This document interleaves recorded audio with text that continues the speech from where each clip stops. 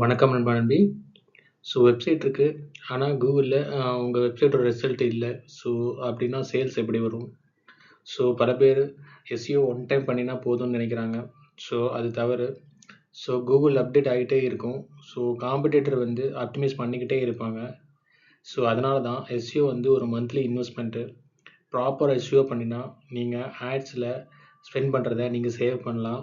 Organic customer உங்களுக்கு கன்டினியூவா கிடைப்பாங்க. எஸ்இஓல உங்க வெப்சைட் இல்லனா பிராண்டுக்கு கூகுள்ல டாப் ரேங்கிங் ஆகி, ஸ்டெடியா கஸ்டமர்ஸ் வருவாங்க. நான் அஃபோர்டபுள் எஸ்இஓ ஸ்டார்ட் பண்ணியிருக்கேன்.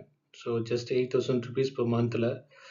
இந்த பிளான் வந்து ஸ்மால் பிசினஸ் பண்றவங்களுக்கு ரொம்ப அஃபோர்டபிலிட்டியா இருக்கும்.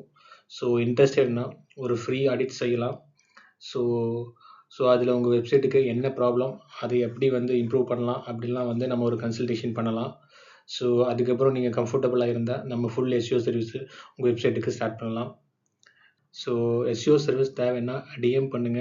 இல்லனா டெலிகிராம் பண்ணுங்க. அந்த மேல இருக்கிற ஸ்க்ரீன்ல தெரியிற டெலிகிராம் ஐடிக்கு.